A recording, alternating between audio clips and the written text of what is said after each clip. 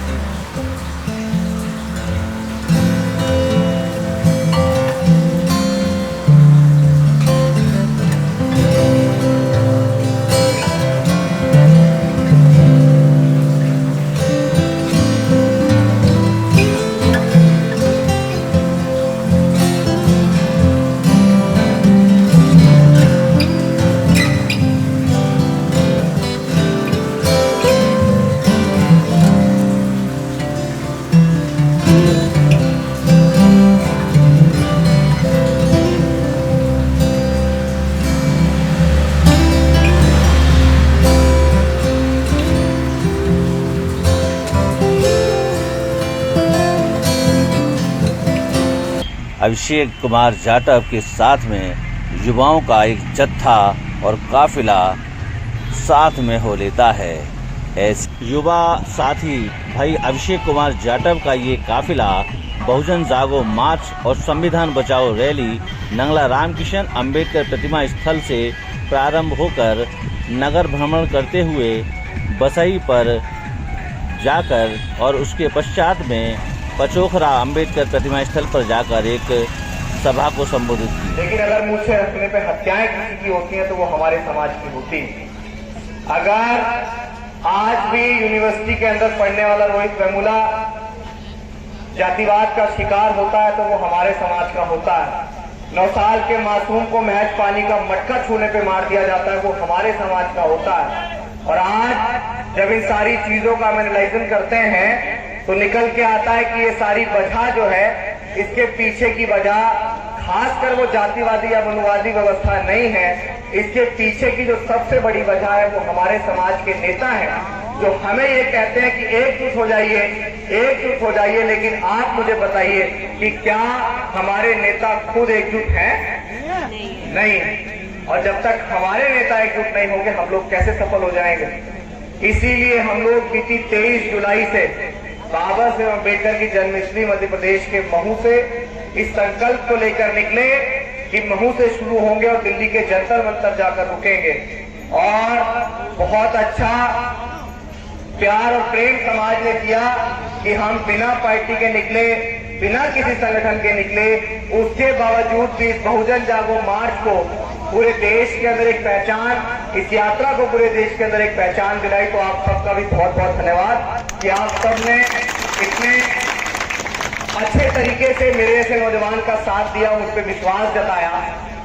हम हमेशा से ये कहते हैं कि हमें इस देश का शासक बनना है, लेकिन मैं यही कहूंगा कि भिखारी के कैसे आखिर हम सफल हो जाएंगे साहिब, भिखारी के कैसे आखिर हम सफल हो जाएंगे साहिब, निखार के आना है तो एक ताही चाहिए साहिब।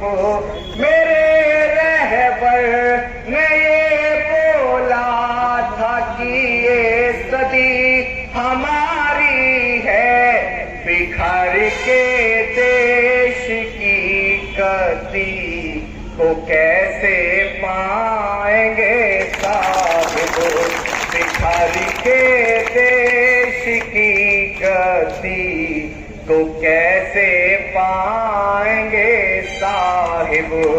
बहुत सारे लोग ये कह रहे थे कि भैया आप जिस संघर्ष को चला रहे हैं ये संघर्ष फूल में लट चलाने के बराबर है।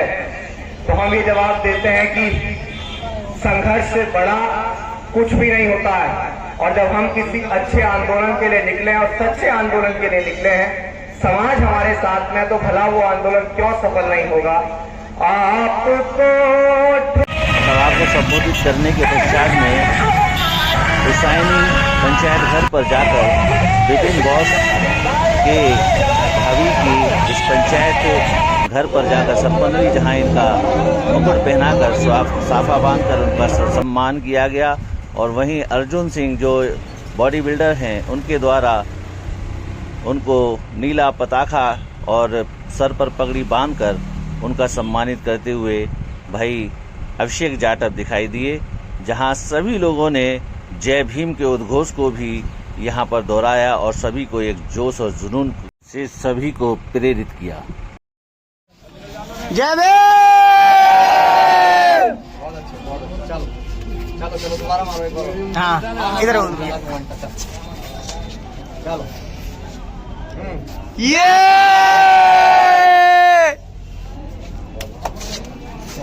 आगे बढ़ो।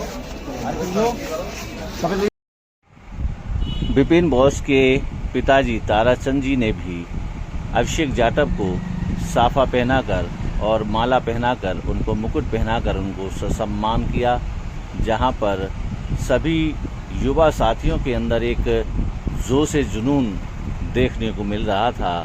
आज ऐसी शख्सियत को जो धरातल पे काम कर रहे हैं उनका हम लोग हृदय से आभार प्रकट करते हैं कि इस टूंडला नगरी में आकर उन्होंने सभी युवाओं के अंदर एक जोश जुनून और एक जज्बा पैदा करने का जो काम किया है वो वाकई में बहुत ही काबिल तारीफ रहा है। अब की इस हिम्मत और हौसले को हम सभी लोग हमेशा याद करते रहेंगे। कैमरा पर्सन आरिस बौद्ध के साथ सुभाष।